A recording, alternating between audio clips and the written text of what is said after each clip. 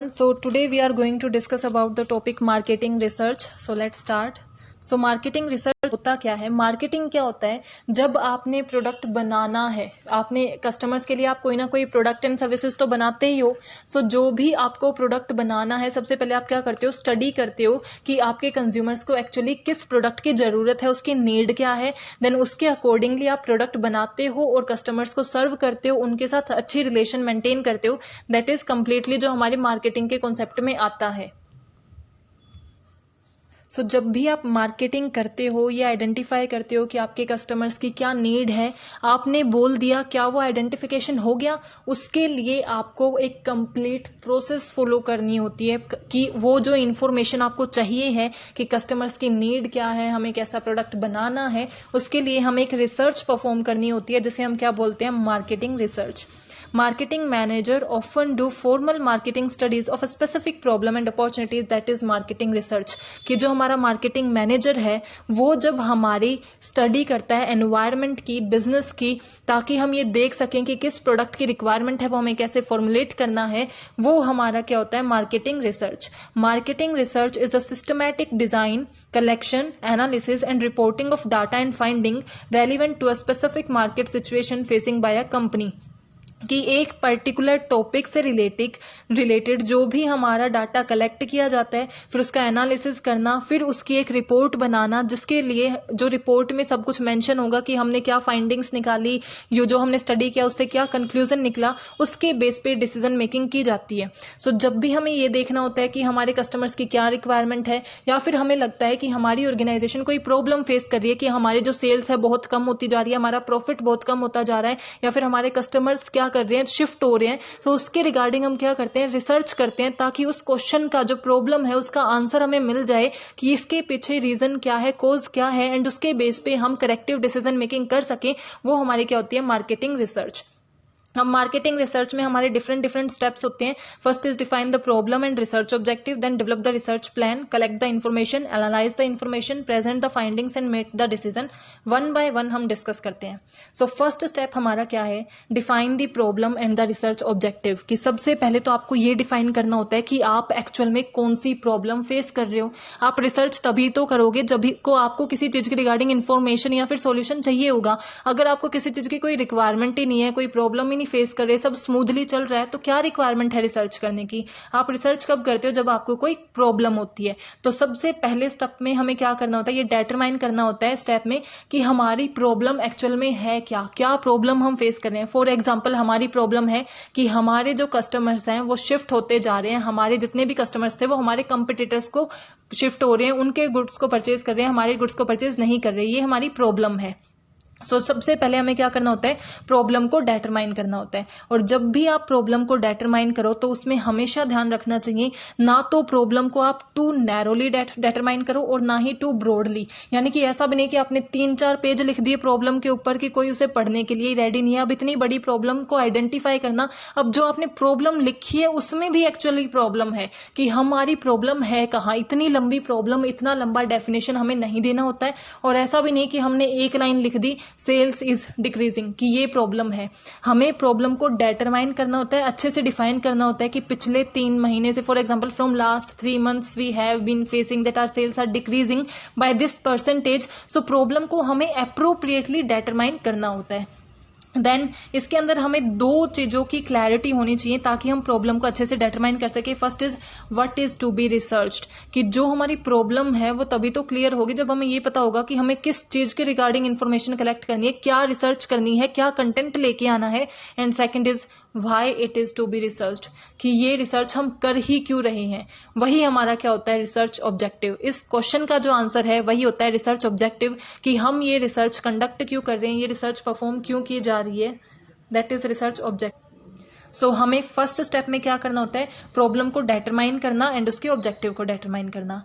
Next step है वो हमारी पूरी प्रोसेस का सबसे इंपॉर्टेंट स्टेप होता है एंड सबसे बड़ा स्टेप होता है, सबसे टाइम कंज्यूमिंग स्टेप होता है, जो हमारा क्या होता है? कंप्लीट रिसर्च प्लान प्रिपेयर करना. यानी कि हम एक कंप्लीट प्लान प्रिपेयर कर रहे हैं जिसके अंदर कहाँ से डाटा आएगा, कैसे कलेक्ट करना है, क्या सैंपल साइज होगा, क्या यूनिट होगी, सब कुछ हम यहीं पे एक्सप्लेन करते हैं. सबसे पहले ये क्या है? The second stage of marketing research required developing the most efficient plan for gathering the information which is needed, कि सबसे एफिशिएंट प्लान बनाना to gather the information which is required, जो इन्फॉर्मेशन हमें रिक्वायर है वो हमें कैसे लेके आनी है उसके रिगार्डिंग कंप्लीट प्लान बनाना। सो फर्स्ट हमारा क्या आता है, डाटा सोर्सेज, कि हम डाटा कहाँ कहाँ से कलेक्ट कर सकते हैं। उसके लिए हमारी क्या होती है, प्राइमरी सोर्सेज होती है एंड सेकेंडरी। प्राइमरी डाटा क्या होता है, जो फर्स्ट हैंड डाटा होता है, फ्रेश डाटा होता है, पहले से किसी ने कलेक्ट नहीं कर रखा, आप ही वो पहले पर्सन हो जो उस डाटा को कलेक्ट कर रहे हो। फॉर एग्जाम्पल आप इंटरव्यू ले रहे हो, किसी से क्वेश्चनियर भरवा रहे हो, ये सब हमारे क्या होते हैं, प्राइमरी डाटा। सेकेंडरी डाटा क्या होता है, जो ऑलरेडी एग्जिस्ट डाटा है, वहां से आप इन्फॉर्मेशन कलेक्ट कर रहे हो, पहले से किसी ने स्टडी कर रखी है, आपने वो रिपोर्ट स्टडी कर ली, या फिर कोई पब्लिश्ड जो भी हमारी बुक्स होती हैं उनसे आप निकाल रहे हो, न्यूज़पेपर का यूज कर रहे हो, मैगजीन्स का यूज कर रहे हो, जो ऑलरेडी एग्जिस्ट डाटा आप यूज करते हो, दैट इज सेकेंडरी डाटा। तो सबसे पहले आप क्या देखते हो कि डाटा की सोर्सेज क्या है, primary data and secondary data. Then research approaches, कि आप कौन सी रिसर्च अप्रोच का यूज करोगे डाटा को कलेक्ट करने के लिए। फर्स्ट इज आप क्या करोगे, ऑब्जर्वेशनल रिसर्च करोगे या फिर फोकस ग्रुप रिसर्च करोगे। ऑब्जर्वेशनल रिसर्च क्या होती है, जिसमें आपने सोच लिया है कि आप डाटा ऑब्जर्वेशन करके कलेक्ट करोगे, यानी कि आप जो भी आपके कस्टमर्स हैं वो कैसे बाय कर रहे हैं उन्हें ऑब्जर्व करोगे, उनसे कम्युनिकेट नहीं करोगे, सिर्फ उन्हें मॉनिटर करोगे कि वो कैसे परचेज करते हैं, कैसे यूज करते हैं, कैसे डिस्पोज ऑफ करते हैं, क्या बोलते हैं उसके रिगार्डिंग, ये सब। देन फोकस ग्रुप रिसर्च अगर आप करोगे तो आप क्या करोगे, कुछ एक्सपर्ट पर्सन जिसको इसके बारे में नॉलेज है उनका एक ग्रुप बनाओगे, उस ग्रुप में वो पर्सन स्टडी करेंगे उस प्रॉब्लम को और उसके रिगार्डिंग हम रिसर्च करेंगे, इन्फॉर्मेशन कलेक्ट करेंगे, यानी कि वो जो पर्सन्स हैं वो उस ग्रुप में हैं उनके क्या ओपिनियन है वो इन्फॉर्मेशन हम यूज करेंगे। देन एक्सपेरिमेंटल, यानी कि मैं खुद यूज करके देखूंगा उस प्रोडक्ट को और क्या उसमें एक्चुअल में कोई प्रॉब्लम है, मैं खुद के एक्सपेरिमेंट के अकॉर्डिंग, एक्सपीरियंस के अकॉर्डिंग उसको बताऊंगा कि क्या प्रॉब्लम है, उसके अकॉर्डिंगली डाटा कलेक्ट करूंगा, इन्फॉर्मेशन कलेक्ट करूंगा कि जब मैंने वो यूज किया तो मैंने क्या प्रॉब्लम फेस की, कैसे डिस्पोज ऑफ किया। एंड सर्वे रिसर्च, यानी कि हम सर्वे करेंगे, क्वेश्चनेयर के यूज करेंगे, एक सैंपल सेलेक्ट कर लेंगे, उस पर सर्वे करेंगे, उनका जो डाटा आएगा उस इन्फॉर्मेशन का हम यूज करेंगे। सो सबसे पहले हमने देखा कि सोर्सेज क्या हो सकती हैं, देन हम डिसाइड करते हैं कि हमारी रिसर्च अप्रोच क्या होगी, कि किस तरीके की अप्रोच हम यूज करेंगे। देन रिसर्च इंस्ट्रूमेंट, कि हम जो भी अप्रोच यूज कर रहे हैं, फॉर एग्जांपल सर्वे यूज कर रहे हैं, एक्सपेरिमेंटल यूज कर रहे हैं, उसके लिए कैसे इंस्ट्रूमेंट्स का यूज करेंगे, क्वेश्चनेयर्स का यूज करेंगे, क्वालिटेटिव मेजर्स का यूज करेंगे। अगर क्वेश्चनेयर्स का यूज करें तो वो सिंपल, हमें एक क्वेश्चनेयर प्रिपेयर करना होता है जो एक काइंड ऑफ, जिसमें नंबर ऑफ क्वेश्चंस होते हैं, जैसे आपका नाम क्या है, आप हमारे प्रोडक्ट के बारे में अवेयर हैं या नहीं, कितनी बार आप परचेज करते हैं, आप सेटिस्फाई हैं या नहीं, क्या इंप्रूवमेंट आप चाहते हैं, ऐसा क्वेश्चनेयर हम भरवाएंगे। या फिर क्वालिटी मेजर्स का यूज करेंगे, जैसे सेंटेंस कंप्लीशन का यूज करेंगे, स्टोरी टेलिंग का यूज करेंगे।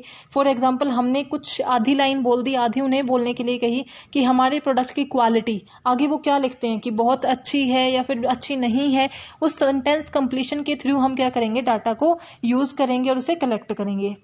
देन सैम्पलिंग प्लान हम बनाते हैं। सैम्पलिंग प्लान में हम क्या डिसाइड करते हैं, देखो हमने सबसे पहले क्या किया, डाटा सोर्स डिसाइड किया कि प्राइमरी डाटा हो सकता है, सेकेंडरी डाटा भी हो सकता है। देन कौन सी अप्रोच का हम यूज करेंगे, उसके बाद किस इंस्ट्रूमेंट का यूज करेंगे। देन हम सैम्पलिंग प्लान बनाएंगे कि ये जो इंस्ट्रूमेंट है ये हम किसके ऊपर लगाएंगे, किस यूनिट के ऊपर लगाएंगे। सैम्पलिंग यूनिट क्या होती है कि हम किसके ऊपर सर्वे करेंगे। फॉर एग्जाम्पल हम यंगस्टर के ऊपर कर रहे हैं या फिर चिल्ड्रंस के ऊपर कर रहे हैं, ओल्ड एज के ऊपर कर रहे हैं। सो हमारा क्या टारगेट सर्वे, टारगेट पॉपुलेशन क्या है, वो हमारी क्या होती है, सैम्पलिंग यूनिट। और सैम्पलिंग साइज क्या, उसमें से कितनों को हम सेलेक्ट कर रहे हैं। फॉर एग्जाम्पल हमने देखा कि यंगस्टर जो है वो हमारी सैम्पलिंग यूनिट है, यंगस्टर्स के ऊपर हम सर्वे कर रहे हैं। अब जो भी हमारे यंगस्टर थे उसमें से हमने 100 को सेलेक्ट कर लिया, वो हमारा क्या है, सैम्पलिंग साइज, कि वो 100 लोग कंप्लीट को रिप्रेजेंट करेंगे। और वो जो 100 लोग हैं वो हमारी सैम्पलिंग यूनिट को रिप्रेजेंट करते हैं। एक सबसे अच्छा सैम्पलिंग साइज क्या माना जाता है कि वो कम से कम हमारे जो सैंपल यूनिट है उसका 1% तो होना चाहिए। फॉर एग्जाम्पल अगर हमारी सैंपल यूनिट में 1000 लोग हैं तो कम से कम हमने उसके 1% यानी कि 10 लोगों का सैंपल तो लिया ही लिया हो। देन जो आपके सैंपल पर्सन है उससे आप कैसे कांटेक्ट करोगे, कैसे उनके साथ कम्युनिकेट करोगे, कौन से मेथड्स आप यूज कर सकते हो। मेल क्वेश्चनेयर का यूज कर सकते हो, यानी कि मेल सेंड कर सकते हो, ईमेल पे अपना क्वेश्चनेयर सेंड कर सकते हो और उनसे रिसीव कर सकते हो। टेलीफोनिक इंटरव्यू कर सकते हो, उन्हें कॉल कर सकते हो, उनसे कह सकते हो कि हम आपसे थोड़ी देर बात करना चाहते हैं, जो क्वेश्चन है वो अपने पूछ सकते हो और उनके रिस्पॉन्स को रिकॉर्ड कर सकते हो। पर्सनल इंटरव्यू कर सकते हो, यानी कि पर्सनल मीटिंग कर सकते हो, उनके घर पे जाके, उनके ऑफिस में जाके या फिर रोड पे, जहां पे आपको ऐसा लगता है कि मोस्ट कन्वीनियंट प्लेस प्लेस है, वहां पे आप क्या कर सकते हो, पर्सनल इंटरव्यू परफॉर्म कर सकते हो एंड उनसे इंफॉर्मेशन कलेक्ट कर सकते हो। ऑनलाइन इंटरव्यू कर सकते हो, यानी कि ऑनलाइन मीटिंग कर सकते हो, वहां पे आप इंटरव्यू कलेक्ट कर सकते हो। ये हमारा सेकंड स्टेप था जहां पे हमने क्या किया, इंफॉर्मेशन को कलेक्ट किया। थर्ड हमारा क्या आता है, सबसे पहले हमने क्या किया कि डिफाइन की प्रॉब्लम, हमारा ऑब्जेक्टिव क्या है। देन हमने रिसर्च प्लान बना लिया जहां पे हमने ये देख लिया कि क्या हमारा मतलब सैम्पलिंग साइज होगा, इंस्ट्रूमेंट्स क्या होंगे, अप्रोचेस क्या होंगी, सब चीजें हमने डिसाइड कर ली। अब हम क्या करते हैं, फाइनली जो भी डिसाइडेड किया है रिसर्च प्लान में वहां से इंफॉर्मेशन को कलेक्ट कर लेते हैं। यानी कि अगर हमने डिसाइड किया था हम प्राइमरी डाटा कलेक्ट करेंगे तो प्राइमरी कलेक्ट कर लेते हैं, क्वेश्चनेयर से करेंगे तो क्वेश्चनेयर भरवा लेते हैं, एक्चुअल में इंफॉर्मेशन को कलेक्ट कर लेते हैं। देन एनालाइज द इंफॉर्मेशन, की जो इंफॉर्मेशन आपने कलेक्ट की, अब जो क्वेश्चनेयर्स फॉर एग्जांपल आपने भरवाए थे उसे आप एनालाइज करते हो कि कितने क्वेश्चनेयर्स, अगर आपने 100 क्वेश्चनेयर्स भरवाए थे या 150 क्वेश्चनेयर भरवाए थे, क्या सब, फिर आप देखते हो कि क्या सबने सारे क्वेश्चंस भरे हैं। अगर नहीं भरे हैं तो उस जो गलत क्वेश्चनेयर है या फिर ऐसा क्वेश्चनेयर जो इनकम्प्लीट है उसे हटा देना, एडिटिंग उसमें करना, फिर उनके रिस्पॉन्सेज को रिकॉर्ड करना, अच्छे से देखना, एनालाइज करना और ये देखना कि वो हमें क्या कॉन्सिक्वेंसेज प्रोवाइड कर रहे हैं, उनको स्टडी करना कि कितने % लोग सेटिस्फाई हैं, कितने % लोग डिससेटिस्फाई हैं, ये हमें एनालिसिस से पता चलेगा। फिर जो भी हमारा एनालिसिस से कंक्लूजन निकलता है कि हमारी क्वालिटी से लोग सेटिस्फाई नहीं है, सो हम क्या करते हैं, प्रेजेंट करते हैं फाइंडिंग्स को, यानी कि फाइंडिंग्स में लिखेंगे कि 55% लोग हमारी क्वालिटी से सेटिस्फाई नहीं है, 60% लोग को लगता है कि हमारी सर्विसेज इंप्रूव हो सकती हैं। सो ये फाइंडिंग्स हम देंगे एंड उसके बेस पे हम डिसीजन मेकिंग करते हैं। लास्ट स्टेप होता है कि अब हमने क्या किया, डिसीजन मेकिंग की कि अब हमें जो कॉस्ट है वो अपनी क्वालिटी पे लगानी है, हमारा फोकस किस पे होगा, हमारी क्वालिटी पे। तो जो हमारी सेल्स कुछ ईयर से कम हो रही थी उसके पीछे क्या रीजन निकला कि हमारी क्वालिटी अच्छी नहीं है। सो वो क्वालिटी अच्छी नहीं है, इसीलिए अब हमें उसे क्या करना पड़ेगा कि हमारी जो क्वालिटी है वो पुअर थी या वो कम थी, लो क्वालिटी की वजह से हमारी सेल्स कम हो रही थी। तो हमने डिसीजन मेकिंग में क्या किया कि अब हम अपनी क्वालिटी पे फोकस करना है, उसको इंप्रूव करने के लिए बेस्ट रॉ मटेरियल का यूज करना है। Now the last topic is marketing management task, कि मार्केटिंग जो मैनेजर्स होते हैं वो क्या टास्क परफॉर्म करते हैं। First is developing marketing strategies and plans, कि उनका मेन वर्क क्या होता है कि जो भी फ्यूचर के रिगार्डिंग प्लानिंग करनी है, स्ट्रेटजीज करनी है, उन्हें बनाना उनका one of the important work होता है। तो सबसे पहले उन्हें क्या करना होता है, मार्केटिंग स्ट्रेटजीज बनानी होती है, मार्केटिंग प्लान्स बनाने होते हैं। Second is capturing marketing insight. Capturing marketing insight का मतलब क्या है कि जो भी मार्केटिंग एनवायरमेंट है उसकी स्टडी करना, इंटरनल फोर्सेज हैं, एक्सटर्नल फोर्सेज हैं, जो भी हमारे बिजनेस को अफेक्ट कर सकते हैं, हमारी मार्केटिंग को अफेक्ट कर सकते हैं, उनकी स्टडी करना। Next is building strong brands. Strong brands यानी कि आपका जो ब्रांड है, आपका जो प्रोडक्ट है, उसका एक स्ट्रॉन्ग पोजिशनिंग करना, हमारे जो भी कस्टमर्स हैं उनकी माइंड में या पब्लिक की माइंड में एक अच्छी स्ट्रॉन्ग इंफॉर्मेशन देना, ऐसी इंफॉर्मेशन देना कि आपकी ब्रांड पोजिशनिंग बहुत अच्छी हो जाए, आपका जो इमेज है वो एक पॉजिटिव एंड स्ट्रॉन्ग इमेज आप बनाएं। ये मार्केटिंग मैनेजर्स का ही काम होता है। कनेक्टिंग विद कस्टमर्स, कि अपने कस्टमर्स के साथ कनेक्ट रहना, जो आपके कस्टमर्स हैं आप उन्हें कैसे इंक्रीज करोगे, कैसे रिटेन करोगे, कस्टमर रिलेशनशिप मैनेजमेंट करना, उनके साथ कनेक्टेड रहना ताकि वो आपसे सेटिस्फाई रहें। शेपिंग द मार्केट ऑफरिंग, जो भी आपके मार्केट ऑफरिंग है, जो प्रोडक्ट मैन्युफैक्चरिंग डिपार्टमेंट आपको बना के दे रहा है, उसे इस तरीके से शेप करना कि वो मोस्ट अट्रैक्टिव लगे और उसे इस तरीके से एडवर्टाइज करना कि सब उसे बाय करना चाहें। Communicating and delivering value, customers उसी प्रोडक्ट को खरीदते हैं जो उन्हें वैल्यू प्रोवाइड कराता है, जो उन्हें लगता है कि जितनी वो कॉस्ट लगा रहे हैं उससे ज्यादा उन्हें बेनिफिट मिल रहा है। सो इस तरीके से अपने प्रोडक्ट को दिखाना और मैन्युफैक्चर करवाना जो कम्युनिकेट करे, आप उन्हें ये बता सकें। बिकॉज मैन्युफैक्चरिंग का क्या काम होता है, वो तो बना के दे देंगे, मार्केटिंग डिपार्टमेंट को ये बताना होता है कि उसमें उन्हें कम्युनिकेट करना होता है कि क्या ऐसे बेनिफिट्स हैं कि आपको ये लगे कि ये प्रोडक्ट वैल्यूएबल है। सो उस वैल्यू को कम्युनिकेट करना कस्टमर्स एंड पब्लिक के साथ एंड देन उसे डिलीवर भी करना, सिर्फ बोलना नहीं, उसे डिलीवर भी करना। Then creating long term growth, कि लॉन्ग टर्म पर्सपेक्टिव लेके चलना, लॉन्ग टर्म ग्रोथ के लिए प्लान्स बनाना, स्ट्रेटजीज बनाना, ये सारे वर्क किसके होते हैं, मार्केटिंग मैनेजर के। I hope you are clear with this topic. If you have any doubt please mention in comment section.